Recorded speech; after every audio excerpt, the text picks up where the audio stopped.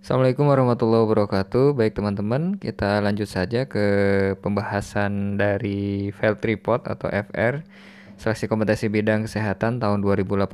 Semoga bisa bermanfaat untuk persiapan kita di SKB 2019 ini. Yang pertama terkait masih tetap SDGs. Jadi kalau yang saya lihat dari laporan FR tahun 2018, materi-materi ini untuk yang materi umum pasti tidak akan jauh-jauh dari poin-poin ini gitu. Jadi kalau bisa kita betul-betul memahami materi-materi seperti SDGs, BPJS, Nawacita Kesehatan gitu ya, PHBS, penyakit tidak menular gitu ya. Oke, langsung saja kita ke soal yang pertama ya teman-teman. Di sini SDGs katanya keluar 10 soal, hafalkan program-program SDGs dan aspek fundamental. Oke, tentunya kita awali dari pembahasan SDGs ya. Sebenarnya pembahasan ini sudah saya upload di video sebelumnya yang membahas khusus masalah SDGs. Oke, teman-teman, SDGs ada 17 target ya. Seperti biasa sejarahnya di tanggal 25 September 2015 di New York. Ini ada sidang PBB ya, kemudian memutuskan untuk membuat sebuah program Sustainable Development Goal atau pembangunan berkelanjutan dengan target di tahun 2030. Ada 17 target 17 tujuan dengan 169 target. Yang perlu kita hafalkan itu hanya ada di poin 2, 3, 5 dan 6. Gitu. Jadi yang poin 2 itu tidak ada kelaparan, poin 3 terkait dengan sistem kesehatan yang menyeluruh ya. Kemudian poin 5 terkait dengan kesetaraan gender dan reproduksi, poin 6 terkait dengan air bersih dan sanitasi. Oke, secara keseluruhan seperti ini. Kalau kita membandingkan dengan MDGs, apakah SDGs perbandingan seperti apa? Ini ada beberapa poin ya, takutnya nanti ditanyakan juga bahwa SDGs itu lebih inklusif gitu ya. Jadi secara spesifik menyasar kepada yang masyarakat yang lebih rentan.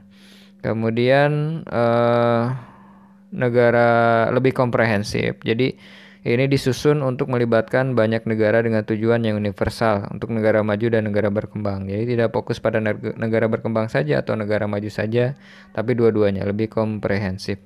Kemudian tadi ya memperluas sumber pendanaan.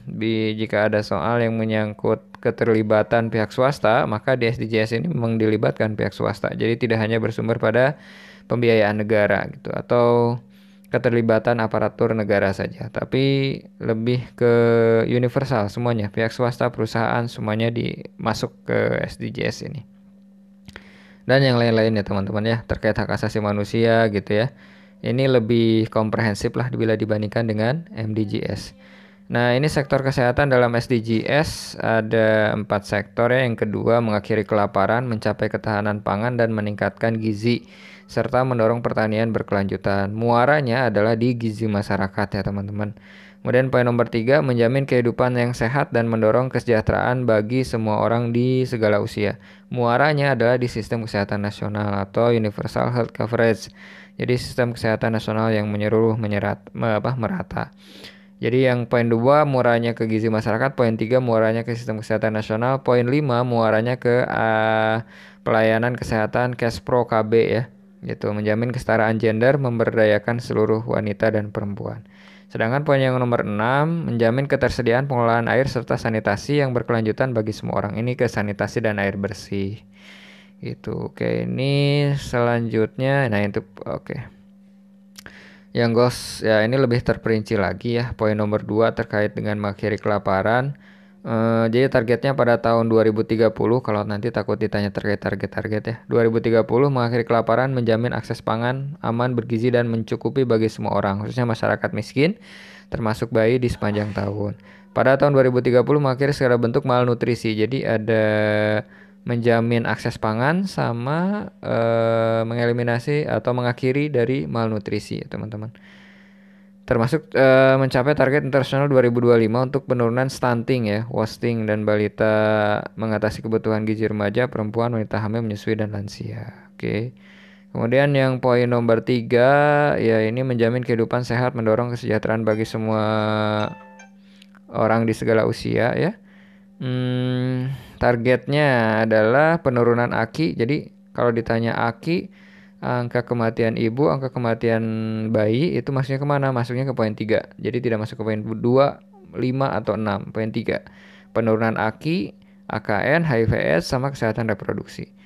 Gitu. Perhatian barunya nih, kematian akibat PTM penyakit dalam berarti masuknya ke sini. Kalau ada kasus terkait dengan penyakit dalam masuknya ke poin 3. Itu ya, universal health coverage masuk ya teman-teman, kecelakaan lalu lintas masuk ya. Oke, itu. Kemudian selanjutnya yang poin 5 dan 6 ya. Ini poin 5 6 targetnya terkait sunat perempuan ya, akses pada pelayanan kesehatan reproduksi. Jadi informasi terkait dengan reproduksi perempuan tuh dibuka luas. Sama pendidikan informasi kesehatan seksual, reproduksi ya, KB dan segala macam ya. Gitu. Ini lebih menyangkut hak asasi juga sih. Menghindari diskriminasi antara perempuan. Jadi kesetaraan gender lah.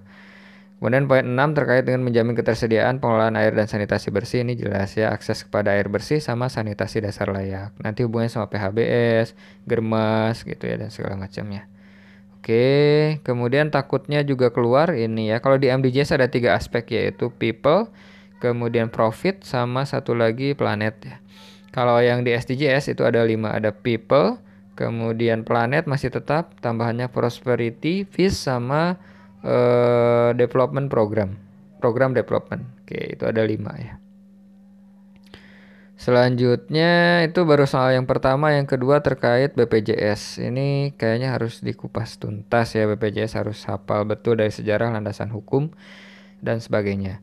BPJS Kesehatan penyelenggaranya siapa, Askes dan Jam Sostek itu bagaimana? Oke, jadi penyelenggaranya siapa, kemudian Askes dan Jam Sostek bagaimana? Sebenarnya ada di sejarah ya, jadi setelah keluar Undang-Undang Nomor 40 Tahun 2004 terkait dengan Sistem Jaminan Nasional, maka Askes itu sekitar saya lupa tahunnya ya, 1 Januari 2014 kalau nggak salah. Setelah keluar Undang-Undang Nomor 24 Tahun 2011 juga, nah itu tuh Askes berubah atau bertransformasi menjadi BPJS Kesehatan. Ini dia sejarahnya. Gitu. Jadi hal ini berawal pada tahun 2004 saat pemerintah mengeluarkan Undang-Undang Nomor 40 dan tahun 2011 Nomor 24 ya undang-undangnya, maka pemerintah menunjuk PT Askes sebagai penyelenggara program jaminan sosial di bidang kesehatan. Askes berubah bentuk menjadi BPJS Kesehatan. Gitu. Sedangkan Jam Sostek nantinya cikal bakal menjadi BPJS Ketenagakerjaan. Oke. Selanjutnya, soal selanjutnya ini nawacita yang berhubungan dengan kesehatan. Ini kan kalau nawacita yang sebenarnya itu kan programnya Bapak Jokowi dengan Yusuf Kala.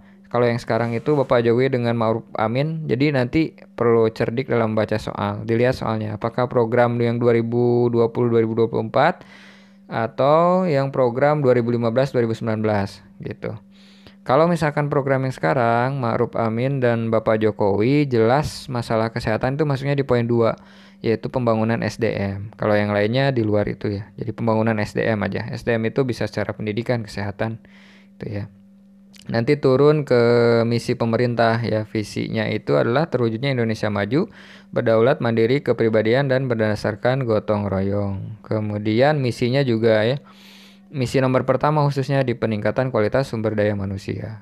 Visi Kemenkes tidak akan jauh dari visi pemerintah, terwujudnya masyarakat sehat, produktif, mandiri, dan berkeadilan untuk menuju Indonesia maju yang berdaulat, mandiri, berkepribadian, berlandaskan gotong royong. Ada gotong royongnya. Kalau ini turunannya ke RPJMN. Gitu ya, ada 5 sektor. Yang pertama itu adalah kesehatan ibu anak, KB, kemudian perbaikan gizi tetap, jadi kesehatan ibu anak, perbaikan gizi, kemudian penyakit tidak menular, kemudian hidup germas sama obat.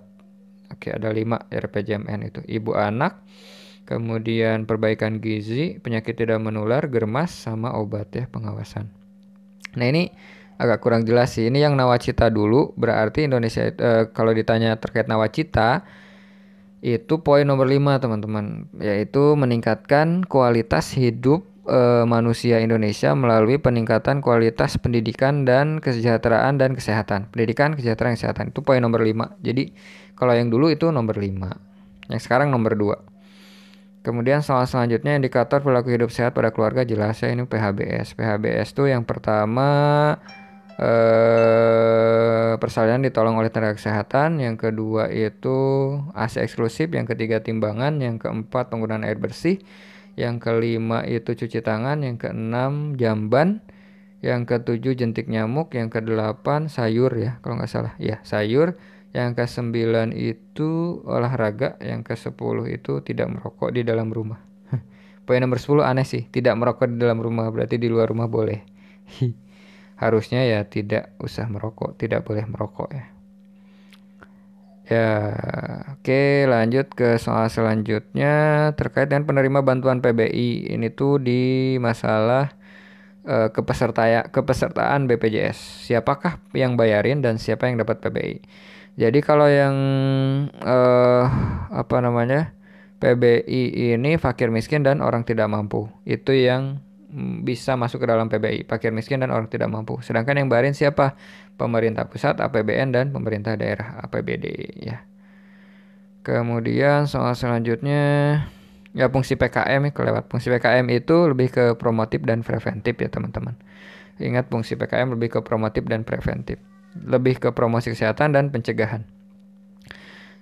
Yang ketujuh untuk mencegah penyakit tidak menular ini mah kayaknya ABCD-nya ya dia ingatnya ABCD-nya apa gitu ya. Ada posbindu, posyandu, posyandu lansia. Yang jelas adalah posbindu PTM.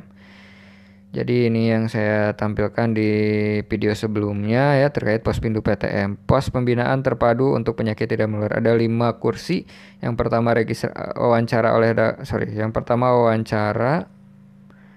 yang pertama registrasi, kemudian yang kedua wawancara, yang ketiga itu pemeriksaan sederhana, TB, IMT, lingkar perut ya, yang keempat cek GDS, yang kelima identifikasi. Yang keempat tuh pemeriksaan lebih lanjut ya, CGDS kolesterol. 5 identifikasi nama dan tindak lanjut. Terus cerdik juga ini untuk penanggulangan PTM ya. Cerdik ini C-nya adalah cek kesehatan berkala, E-nya enyahkan asap rokok. Nah, enyahkan asap rokok. R-nya adalah rajin aktivitas fisik, D-nya diet sehat, I-nya adalah istirahat cukup, K-nya kelola stres. Oke teman-teman, itu saja yang bisa saya sampaikan. Terima kasih. Semoga bisa bermanfaat. Assalamualaikum warahmatullahi wabarakatuh.